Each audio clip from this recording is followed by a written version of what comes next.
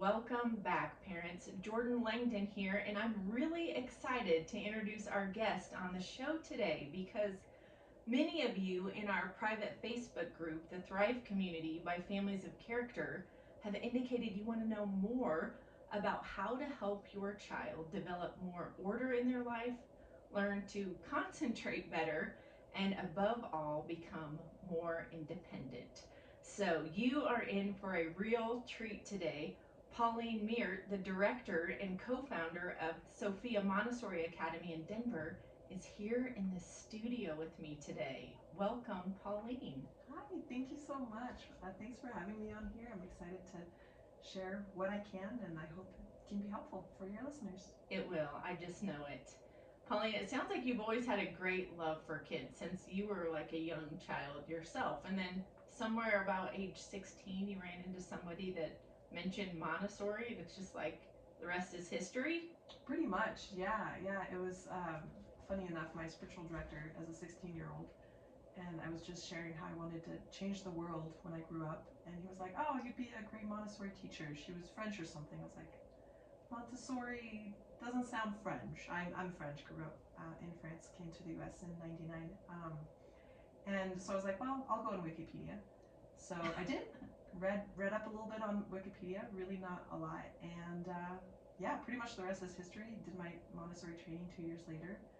And yeah, I think God knew I needed to be put on the right path right away. Otherwise, I would have tried way too many different things. So yeah, did my Montessori training, and later on did my master's in Montessori education and worked as an assistant for a long time, a lead teacher, and in 2018 founded a school. So whoa. My goodness, just the trajectory of that passion that started when you were so young. And I think it's just awesome that you had some direction from someone who obviously knew you well and just discerned that this was like a gift that you had. But to be able to go right into that and at such an early age. And oh, it's so important. We all need community at every age, and we need guidance, and especially from the people who know us. And yeah, very, very grateful.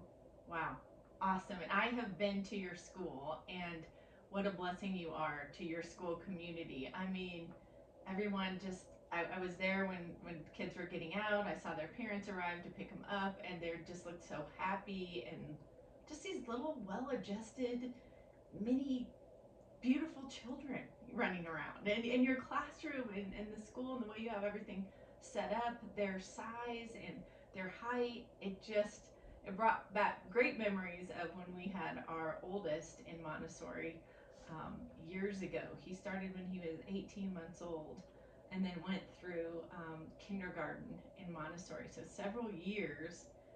And we just had such an amazing experience with that environment and the philosophy, and then we're able to also kind of convert things at home into a place that really nurtured his development as well. So that's why I was so interested in having you on, is I've been to your school, I've seen the kids again. We have this fiercely independent, like, go-getter child that came out of Montessori school. So jump right in. Share with us, if you haven't heard of Montessori before, help us understand the philosophy behind Montessori education. Yeah, absolutely. And feel free to slow me down if I talk too fast or talk too much, because I could talk a lot about it. But first, thank you so much for your kind words. It was such a joy to welcome you to the school and to get to have you see the space and also see the families and all of that. So that was a treat.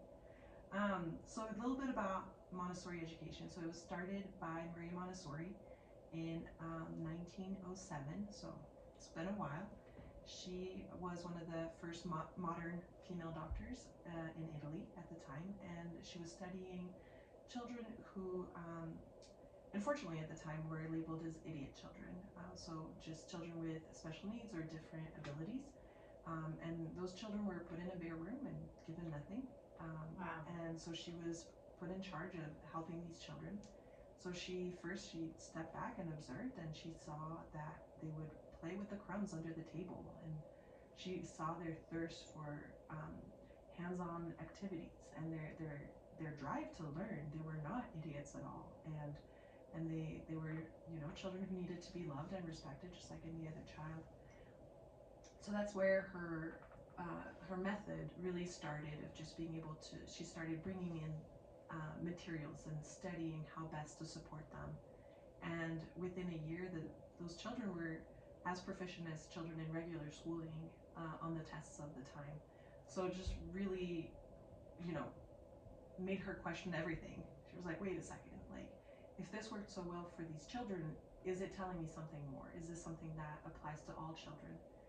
So then in 1907, she opened her first school, and it was in the slums of Rome.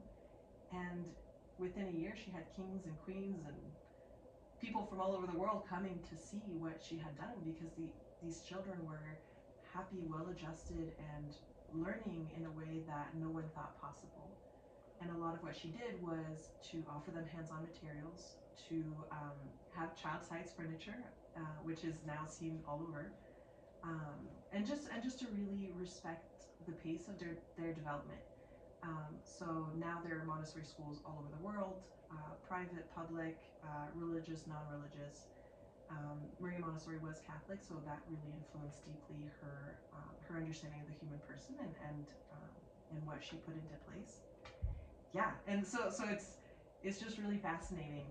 So just a brief little insight on what a Montessori classroom would look like. And so we are in the classroom for about 3 hours, where it's uninterrupted time just to learn and just to be. So instead of teaching to all the children at the same time, I'm going to teach to the children one-on-one. And when I'm teaching my children, they're not mine, but I borrow them for a little while and love them dearly, as if they were my own. And so during that time, I have children ages 3 to 6. So we are a small community, a little microcosm of the world, so to speak. So with a 3-year-old, I might just read a story or learn how to pour water from one cup to another. With a 4-year-old, we might learn letter sounds. With a 5-year-old, we might be learning how to write their name. With a 6-year-old, we might be doing squaring and cubing numbers, because we have hands-on materials, and it makes it possible because it's right there. You're like, oh, if you take 4 times with beads and you move them around, it makes a square. Yes. Something I did not learn in school myself. Me neither. Yeah, and I learned a lot when I did my Montessori training. I was like, oh, fractions are not that scary. Yes. Numbers are incredible. Math is a language. You know, it really just changed my whole perspective. And while I'm working one-on-one, the other children have the freedom to make their own decision on what they're going to work on, what activity they're going to choose, which we call works. Montessori herself said, the play is the work of the child. So the things that look like just meaningless play to uninformed adults is actually their construction of themselves. It's really hard work, and they're concentrating, and they're meeting a need that they have. And all of these things that Montessori really grasped and expressed to us is because she took the time to stop and observe. And so I'm really excited to kind of dig into, it's really hard to pick just one thing to talk about with Montessori. Yes. Like you and I were talking about it, it's like, well, I could talk about this and that. But I think just being able to outline how she observed development, how it goes through 4 different planes, from birth to 24, and what each of these planes, each plane has a need and has a goal. And when we know those goals and we know those needs as the adults in the children's lives, it really can guide us into how to best support them and what to present to them, what to offer them, and also to help us know that it's okay if my 3-year-old can't think abstractly yet. Right. That's actually normal, and we have to go through these steps so that as a 6-year-old, then abstraction, being able to understand the concept of numbers without having the hands-on, is possible. So that's been just a huge, contribution to humanity from Montessori herself. Yes. So the one thing that really stood out to me as you're describing kind of the history of Montessori, and Maria Montessori is just that word observe. Like she just, took a step back and just observed these children. And really that was our experience too, is that in the Montessori classroom, the teacher is observing, you know, what the child is interested in and what they move towards in the classroom, you know, different stations and what's interesting to them, and then works with that child like at their pace or what they're, you know, fascinated by. Instead of, here we go, everybody's going to do this today, all day, 8 hours, 2 recesses, 1 lunch. It's just so different. It's so different. And I think, and the beauty too is I get to have the honor of being with these children for 3 years. So I get to know them as, you know, a 3-year-old who's just learning, okay, this is how we are in the classroom. This is how I am with my peers. And, oh, I'm going to learn how to tuck my chair in. And if you want to work on the floor, you can. You just have to have a rug, you know, to show where your space is, where your materials, your works are. And then, you know, getting those foundations, and then I get to know them as a 4-year-old, where they're like, wait, I have a good foundation, I can explore more. And as a 5-year-old's like, oh, I got this, I can start to teach and be a leader. And especially the 6-year-olds, you know, being able to, you know something when you can teach it to someone else. And we really get to see that full cycle with those 3 years in the classroom. And it's truly beautiful. Wow. It is. And I think, you know, the more we can learn about this and know about this, we can understand that it's not just a school thing, right? It fully is a philosophy that you can adopt as a parent and integrate this into your home and your everyday parenting. Oh, absolutely. And you know, to summarize her method, she would say, it's follow the child. You know, take the time to observe and see what the child is showing you. Now, follow the child doesn't mean if the child's about to jump off a cliff, you're going to follow your child off the cliff. You know, there are definitely some guidelines and some boundaries to be established, but let the child show you what his or her needs are. And I did want to read a quick quote from Montessori that I think is so important, because it's easy to think of Montessori as like, oh, it's this new curriculum. Well, not so new now, but it's this thing that's only for the elite, or it's only for you know, certain people, or you know, something like that. And I think, or it's just this fad of, you know, whatever's trendy, right? And I think this quote really shows that that's really not what she was about, and not what it should be about. And I mean, she didn't trademark her work, so, which is a blessing in a way, you know, because anyone can use and learn about her method. But then it can be tricky, because people will say, oh, look, I'm going to charge you $500 for this wooden box because it says Montessori on it. Well, you know, that's pushing it. Sure. But here's the quote. She says, "It is not true that I have invented what is called the Montessori method. I have studied the child. I have taken what the child has given me and expressed it.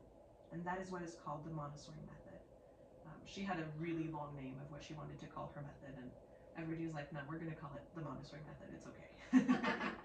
That's beautiful. Like, she's just talking about the child she's observing, and the child is expressing to her like where they're ready to go next. Exactly. Wow. Awesome. We'll dive right in. Let's jump into the 4 planes of development, because I have kids in probably 3 different planes of development. So I'm interested to get back into some of this and just be reminded of the different interests and you know, challenges and learning that takes place. So yeah, absolutely. Well, I think it's just really exciting. So my expertise is with the children 3 to 6, so that's what I know best. But kind of before I dig right into that, like the first plane of development, it's a beautiful guideline, because these planes that the children go through really are applicable to children of any race, any nationality, and any time period. You know, the caveman's child had some very similar needs. They may have come out slightly different, but overall the needs were the same. And it's really about giving things at the right time and to prepare for the next step. So, you know, when you have a newborn, you're so excited, you want them to know everything, right? But you're not going to give them a Christmas ham, you know, right when they're born, right? And there are many things that need to happen first. So I think that's a good way to think about those 4 planes of development. So yeah, they offer a blueprint, so to speak. So the first plane of development, infancy, so that would be birth through age 6 and even before birth.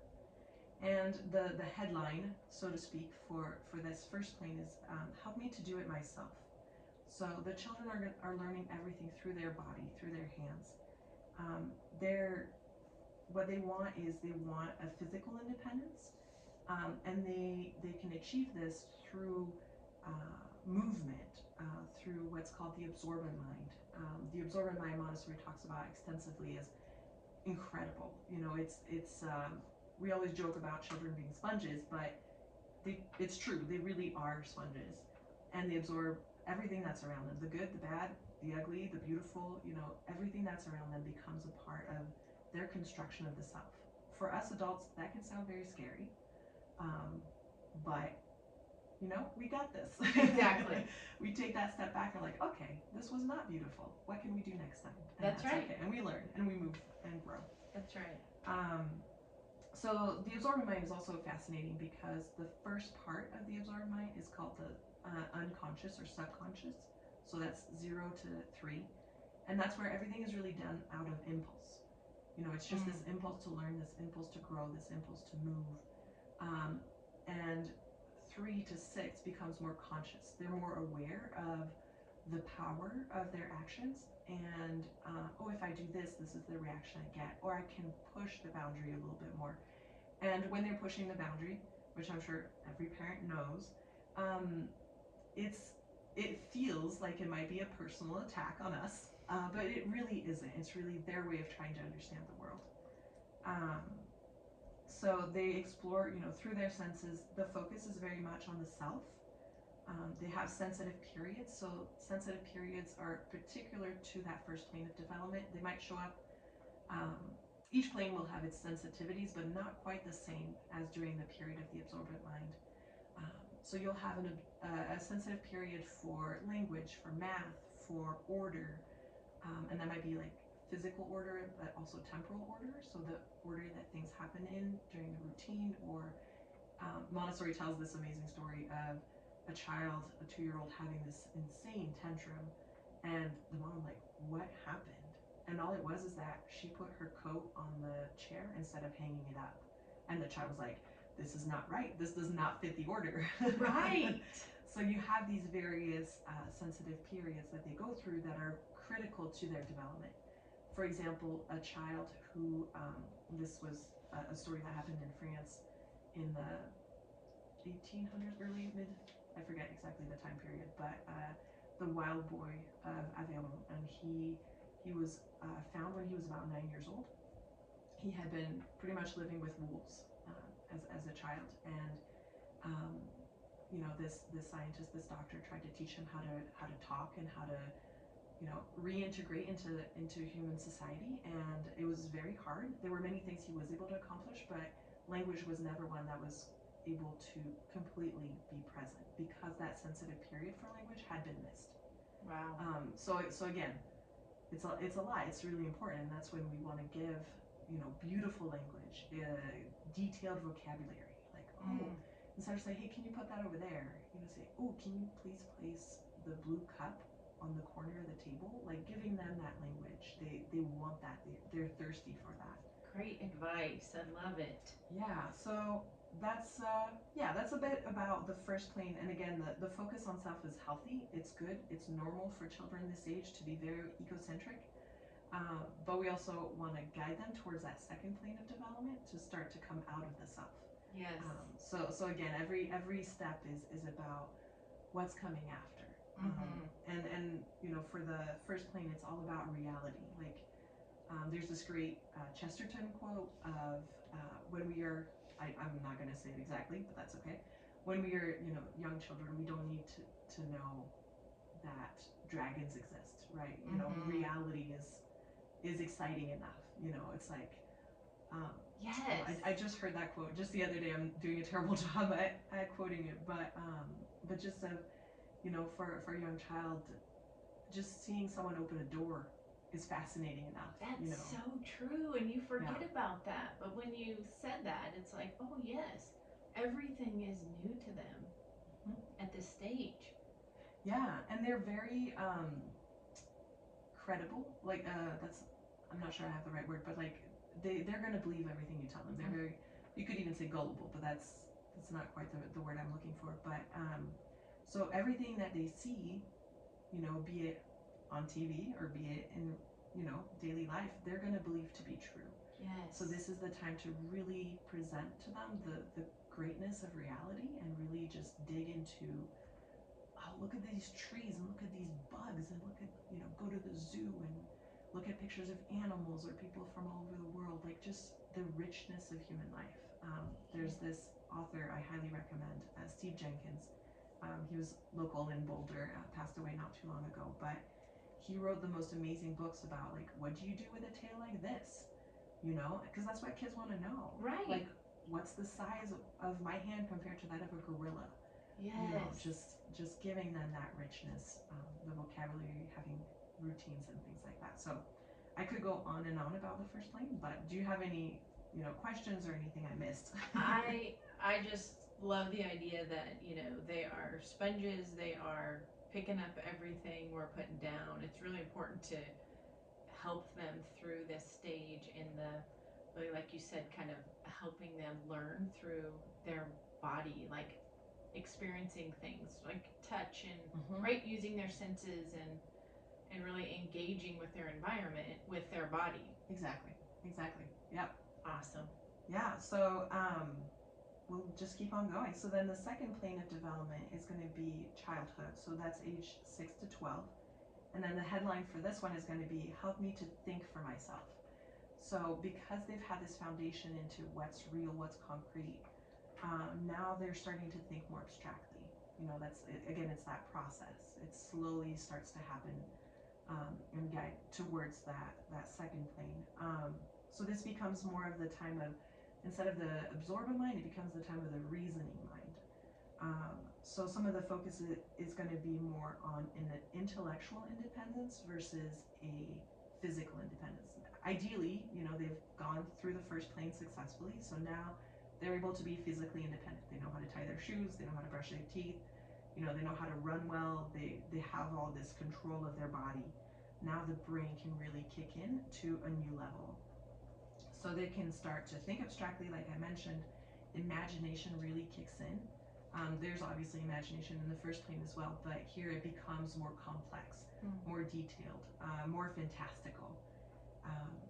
They become much more interested in their peers. So they're starting to make that transition away from the self to others, to accept others' points of view, and sometimes not. So right. There's a lot to do with virtues, what's right, what's wrong, what's fair, what's unfair. For 6 to 12-year-old, that's huge. Fairy tales become so important because they teach virtues, at least good fairy tales. Right. So, read them first and kind of gauge it yourself as well. But they're gonna, and actually Grimm's fairy tales are really appropriate for this age because they don't quite understand the grotesque or the scariness that kind of comes with it. So there's this interest there. I mean, yes. Always check, your child best on what they can take, but this is kind of the age that makes sense. For us adults, we read back to like Grimm fairy tales and we're like, whoa, I don't remember reading it that way when I was a child, because you weren't reading it that way. Yes. Your focus was very different. So exploring new ideas, gathering information, like big questions like why and how. The first plane was more about what, like what is everything? Yes. I'm just taking it all in. Now it's like, but why is it this way? And how is it this way? I had a great conversation with one of my 6-year-olds today, and you can tell he's coming into that second plane of development. We were talking about water because it was raining quite a lot, and which something we're not used to in Colorado. And he was like, but if the water goes up in the air again, why does it not come down? How does it stay up? Because water's heavy. So he's grasping the concept of gravity and all these things, but he's like, but why? But how? Yes. So then we're talking about the water cycle and steam and how it comes back into the air and all of it. It was fascinating. Wow. And I was like, yeah, you're in that second plane now. You know, Yes. like you're really grasping these big questions. And then again, the focus comes on friends, but also family and that local community, just the closeness. And again, it's just such a fascinating age. You could also, so the first plane is like, there's so much happening physically that it can feel, you know, the kids can be sick a lot. There's just a lot of big emotions. Usually that second plane from 6 to 12 tends to be a little calmer. There's less going on physically, so it's just a calmer plane. So it kind of thankfully goes, it's not all crazy. Well, there are moments for everything and everyone. Sure. but it's just a calmer plane in general. That makes sense. So yes, when they're first experiencing everything, I mean, think about they're in the womb, they're so safe. It's noisy, but it's like safe noisy, and then they enter this world. It's bright. Everything's brand new. They're touching, smelling, tasting, trying new foods. Like, that's a lot. They're putting their hands in their mouths, so they're sick all the time. You're sick all the time, and 0 to 3 can feel like, what is this? You know, this is really hard, or this is exciting but difficult. And then there's another stage of development that happens where that kind of calms down, and then the challenges are, why? Why do I have to do that? Yeah. Why did you tell me that? You know, why do you say that I need to go to bed at 7? I really could go to bed at 7:30 and be just as rested. And you're like, whew, okay, we're into the intellectual phase now. All right, we need to reason here and use some logic. Yeah, no, absolutely. And I think that's the beauty of that growth, right? There's so much going on. While I don't have kids of my own, my sisters have plenty of kids, and it's always fascinating to learn from them and through them as they raise their children. And you know, it's like when they're very young, you're like, it's never going to change. It's always going to be this way. My child will never be potty trained. Right. My child will always wake up 5 times a night, but it's not. So I think that yes, having the planes of development as like a blueprint can be so helpful to know, like, oh, this is a phase or a stage that we have to go through, because then this is what comes next.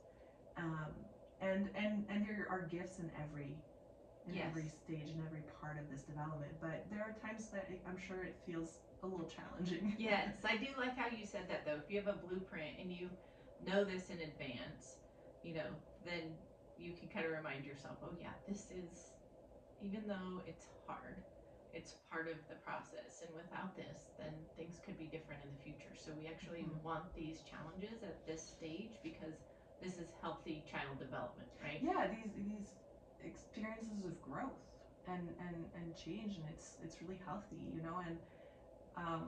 And it's funny because, like, I think back to the food analogy, but also for I'll say I'm a big nerd. I'll say it, you know, and love Star Wars, love you know, Harry Potter, and you know, Lord of the Rings, all of that.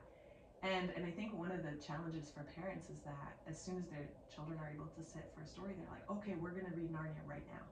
And I'm like, that's awesome, but if you read it when your child is 6 and up, they're gonna get more out of it than I mean, if you're reading it when they're too young, some of it could be very scary because it doesn't make sense to them, because it's outside of their reality. They'll cherish the quality time with mom and dad no matter what, even if it is scary. But it has more of a benefit then. So I think that's also really hard for us adults, is to wait for the right moment, the ideal moment, the moment that makes the most sense to the child's development. But it's really, like you said, helpful to have that blueprint because of that. Yes. Yeah. Thanks for the tip on that too, because yeah, I think books at specific stages make sense, and that's why they're board books, and there's, right, like, yeah, touch and feel and scratch and sniff books, because that's what they need at 0 to 3 or 0 to 6, right? And then move them on to the bigger, like, what, you open this door and go into this magical land, like, open the laundry room door, open it now, mom. And you're like, oh no, that doesn't happen at our house. Yeah. And I think it's also beautiful to give the children a little bit of time to come up with those questions themselves, and let their imagination come up with those possibilities too. You know, like, Again, I love Star Wars, but how cool to go stargazing with your children and give them the time and space to wonder about what happens in the stars, like, and especially in that second plane of development, like, oh, like give them the space so that they can be like, whoa, what if there were spaceship up there? What if there were other people up there? You know, like give them that time and space to create those ideas themselves. Like, ooh, I love the laundry room door. It's so big.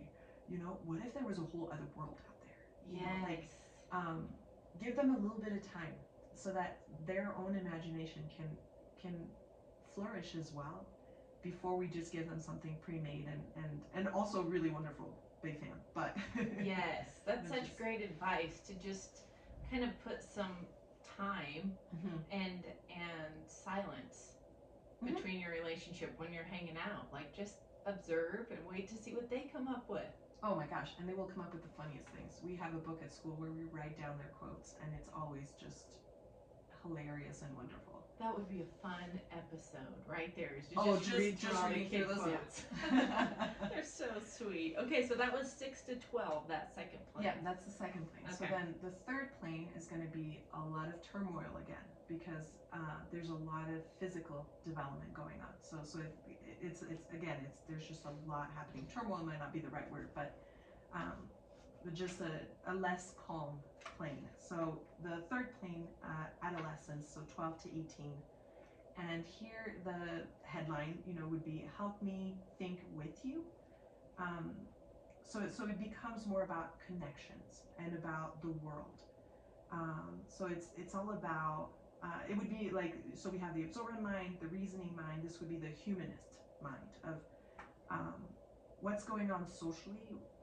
Help me have emotional independence. How do I fit into the world with money, with contribution? It's that transition from family and the local community to a more global community. So not just what's right here, but like what's happening in the world. Yes. Teenagers are the most incredible people.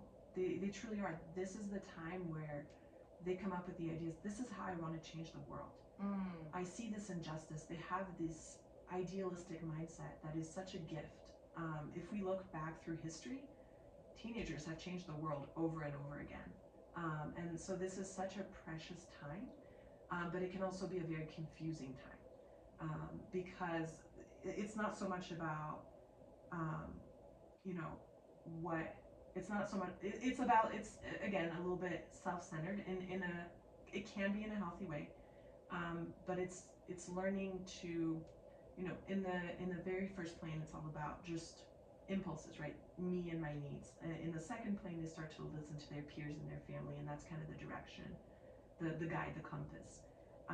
In this third plane, you become your own compass, and you're like, what am I doing?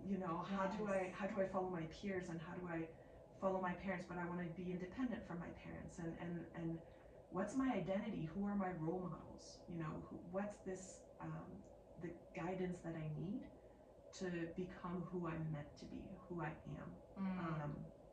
So social justice and belonging are just huge parts of it, and personal dignity. So how do we cherish that? It's a time that you want to fit in, but how do you fit in while staying true to who you are as well, and what your morals and what your values are. So it's a very overwhelming time. Yes. With again big body changes create a lot of emotional changes at the same time. So it's a time for a lot of connection, a lot of patience, a lot of guidance, and just surrounding the adolescent with people that we trust, that the child trusts, that are going to be again role models. So it's such an incredible time in our life, and I think if all of us think back to our teenage years, which might be easier than thinking back to our absorber mind years, which we probably don't remember as well, just thinking about all the ways that we were ready to make a difference. Yes. Joan of Arc, she was a kid. She was in that third plane of development, and she got on a horse and went and fought the English. That's right. You're right that the teenagers want to change the world. They're very passionate. They recognize injustices, and have these great ideas, and sometimes I think as parents we can just parent from a place of fear almost, where it's like, nope, nope, nope, squash that idea, squash that idea. I'm afraid of what that might do for you, or I don't know, where that comes from. I suppose maybe your own personal experience, or yeah, just fear based. Oh, probably. And I think, and it's a scary world out there, it's a scary time. In the first plane, there's the fears of like, oh my gosh, you're gonna run into the street, Yes. The second plane's like, oh my gosh, you're gonna learn bad words. Right. That third plane's like, oh my gosh, you're gonna be surrounded by horrible people, right? There are those fears. But then how do we observe? How do we connect? And how do we listen as well? Like what are your needs? What do you want to do? But boundaries are very important from birth, and still in the teenage years, of like, no, this is what's healthy. These are our boundaries as a family, and these are the expectations that we have. Because one of the occasional, well, very often people are like, oh yeah, Montessori, it's that free for all where kids do whatever they want. Like, well, no, it's not that at all. It's very structured, but it's a very different structure than we might see in schools. But that structure is also visible at home. Of these are the expectations. This is what we do, and this is how we do it, and we practice it. So it's not just being like, yeah, do whatever you want, because that's not love. No. Do whatever you want, do whatever you feel like. That's not love. That's betraying the idea of love. That's betraying the development of any child and any person. Thank you for bringing that up and just emphasizing the point of, this adolescent stage of connection. Dialing up the connection with your 12 to 18-year-old, because there's a great book by an author named Gabor Mate. I think I might be butchering his name, but it's called Why Parents Need to Matter More Than Peers. And it's about that adolescent kind of teenage stage where they really are trying to think independently and break away a little bit and become, that independent person. But what's happening is a lot of them are turning to their peers for guidance. And so, in a way, it's kind of the blind leading the blind. It's like, if you're getting your advice on whether to date this girl or do this thing or try this drug from your peers, and you're not spending a lot of time with your parents, or you're not having these conversations with your parents, you don't feel a safety to be able to bring these up with them, then you really go astray from your moral compass. Right. And I think the observation there is that teenagers do need to be able to belong with their peers too. They want, and there's a there's a healthiness to following their peers, but you have to really have had a successful, so to speak, first plane, second plane, and have had that healthy relationship with your parents. So there's still that connection as well, because that social independence is really important in that plane.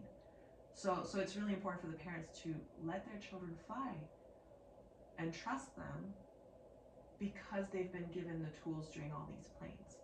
So they've been surrounded by healthy role models, and they've learned what's right and wrong within peer situations and things like that. So because we don't want to just like be like, oh, I'm just hands off, now you're a teenager, right? But we also don't want to be overprotective, because that's going to drive them further away, because they have that social independence need. Yes. So it's an interesting dance, and it's an interesting balance of how to go about it. And I think the thing that my impression from the outside, at least, is that the world of teenagers can be so different. They talk different than we do.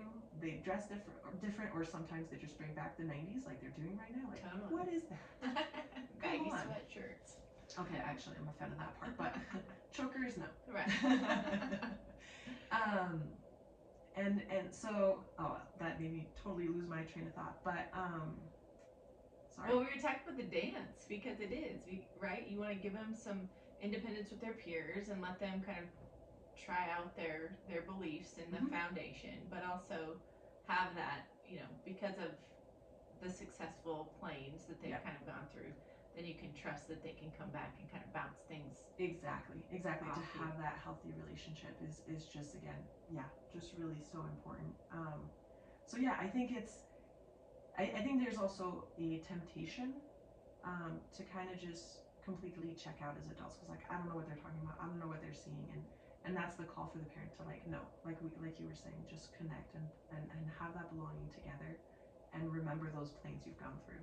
Yes. So exactly what you said. So I think don't check out. Don't check out. But trust them. So, and show them that you trust them because you have that relationship, and exactly like being able to come back and talk things through with you. And I think actually my parents did a really beautiful job at that time, because I was like, I'm gonna dye my hair bright red, and they were like, okay, figure it out. So I did, but I also knew that there was this deep connection where I'm like, hey, mom and dad, this friend said this or did this, and this happened to me, and I don't know how to process it. This is very strange. Like, and so having that safe base just makes a huge difference. Having both that trust and that belonging. So Yes. having both.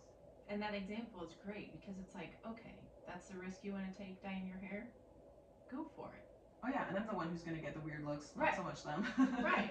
And sometimes it's better for your peers to call you out on stuff like, what were you thinking that you did this thing? You know? Oh, I would do it again. It was great. So fun. Red hair. So fun. Yeah, so that's that third plane of development. Again, just such an incredible time. And then the fourth plane that she outlines is going to be maturity. So 18 to 24. And the big headline for this one now becomes, how can I help you? So it's no longer just about me. Ideally, we've gone, by then you've gone through all three planes successfully, and you're ready to give back to the world. So this becomes more about a moral and a spiritual independence. So this is the faith my parents gave me, but now is it my own? And how is it my own? And again, so in that third plane, you want to continue to have this healthy relationship with your children, so that when they make those decisions, it's out of love and maturity, and not out of hatred or out of anger or hurt or wounds or things like that. And so then the focus is really about the spirit. So for the first plane, the focus again is on the hand and the physical world. The second plane is the mind. The third plane is the world, and then that fourth plane is the spirit. Just that those higher callings. Self-knowledge and self-realization, are huge. Personal interest and personal responsibility become huge as well. So, and again, if you think about it, this is the time when you go to college, you try things out, and you want to give back and take your place in society. So your purpose, having your own family, like this is a gift I was given. Like, how do I give back? How do I also have my own family the way I had my family as a child? So success builds from one plane to another. So again, that just that fourth plane then becomes a little bit calmer. There's less happening physically. And it mirrors more. So the first and the third plane mirror each other, and the second and fourth plane mirror each other, of just more back to the intellectualness. When there's so much going on with your body in the first or third plane, it gives very little back to the brain. Yes. So just like the first plane does a lot physically, and actually a highlight for the third plane is they need to do a lot physically. So sports are great. In an ideal world, a Montessori high school would have the children do a lot of like physical labor with like a farm. Yes. And start a business, like doing big physical things. And that fourth plane is really just this peaceful time, ideally, of just what's next. How do I live the rest of my life? Who am I as a moral person? What do I stand for? And what do I not stand for? Right. So again, just that beauty. And I think, often the third plane is not well cared for, unfortunately. Children, teenagers going to school at 7:30 in the morning is not healthy for them. It doesn't match their development. They need a lot more sleep, just like in the first plane.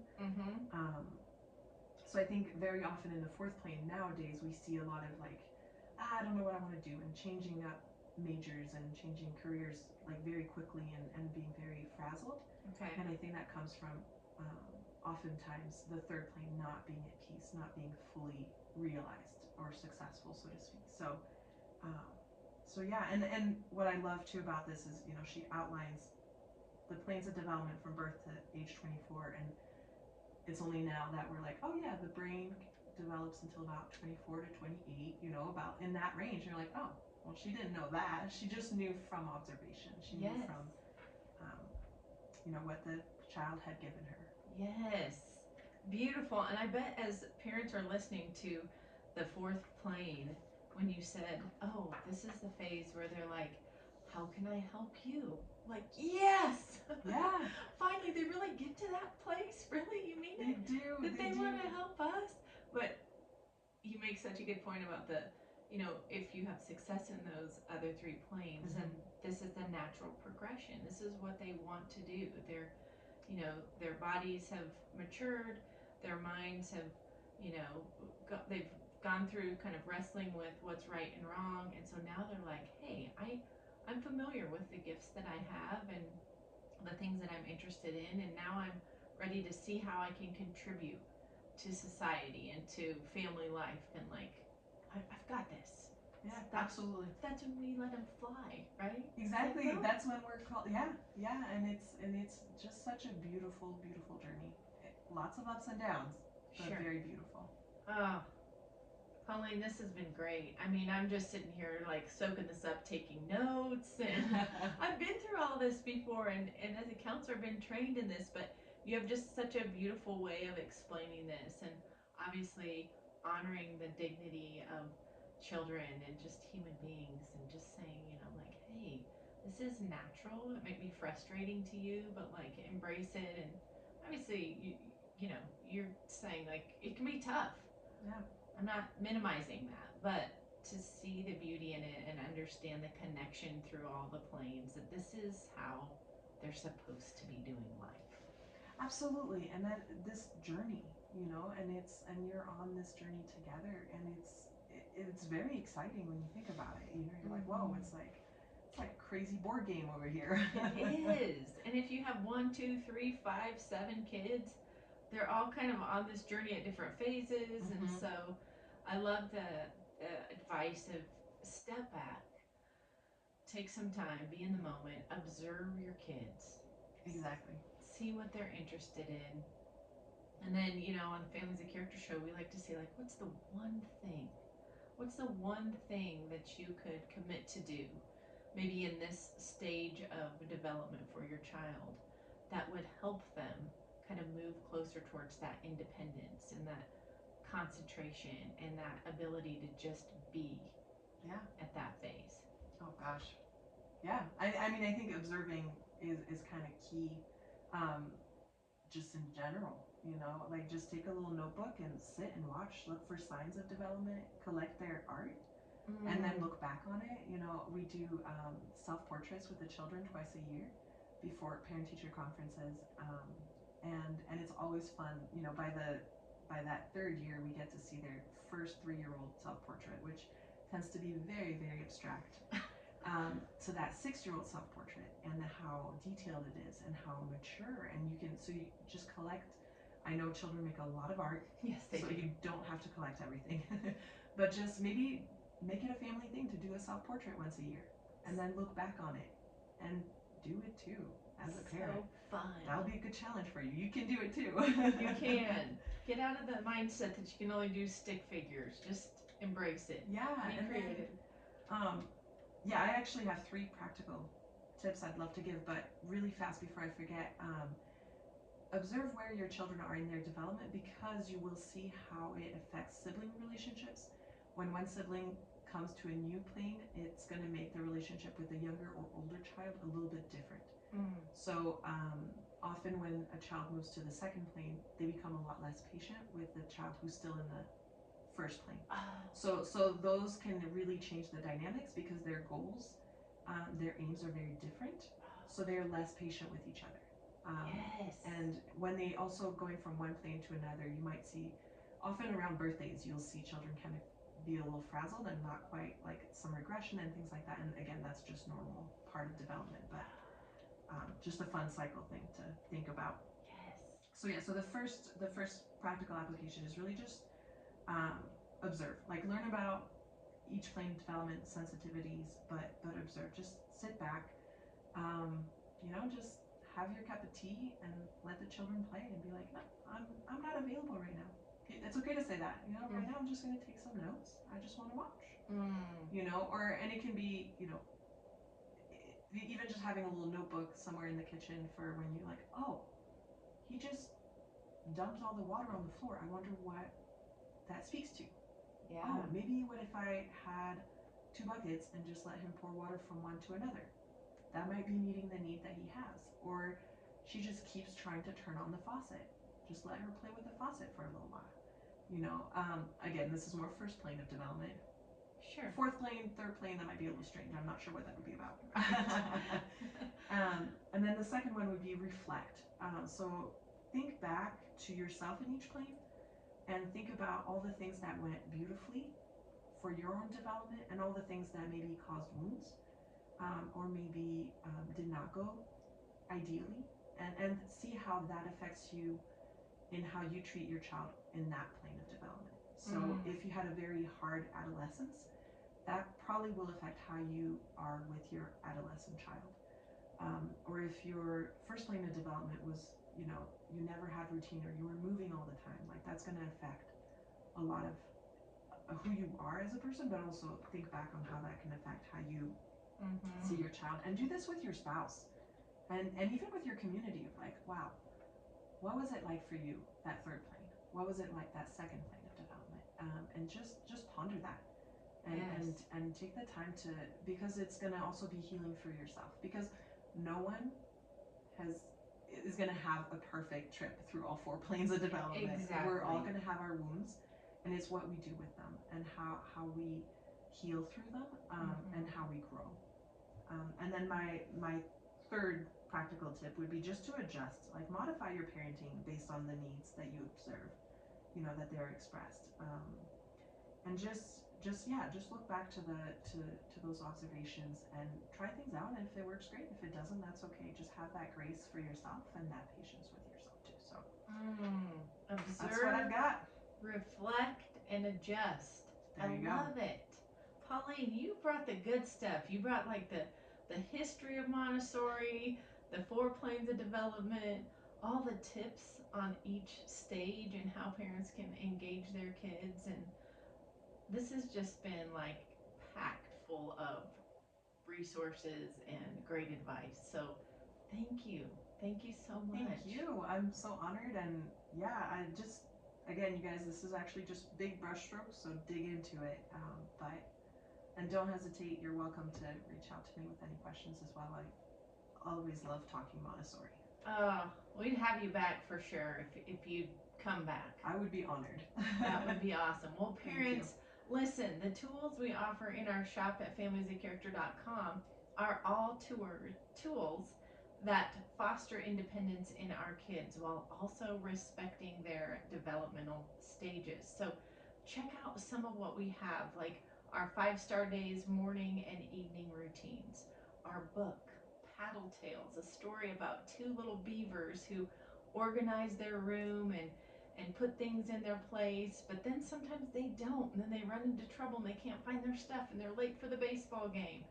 Kids love to read about developmental phases of other people and other little creatures and characters.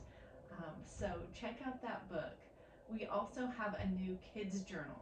And as you were talking, Pauline, about the second plane, age 6 to 12, where they're saying like, why is it that way? And how does this work? Our kids journal is exactly for that age range, 6 to 12.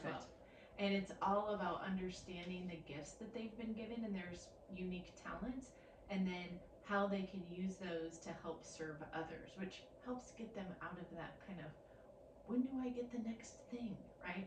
Stage for themselves. So be sure to check that out. It's called The Best Me I Can Be. And again, there's just several exercises inside that journal that help kids understand the why behind pitching in and helping out and using their gifts and talents to serve their families and those around them. So that's what we've got for you today, folks. Pauline, you said reach out to me if you have questions. I'd love to talk to you. They can visit your website, Sophia Montessori Academy of Denver, right? So yes, the website is sophiamontessori.com. And you can email at info@sophiamontessori.com, and I'd be happy to take any questions. And I'll do my best. We are in the process of moving our locations, so I might not respond right away, but I will do my best. Awesome. We appreciate it. We're so grateful for your time, Pauline. We'll let you get back to organizing the classroom and engaging with parents and those sweet little cherubs you've got. And we'll catch you guys next time. Thank you. Thanks for listening.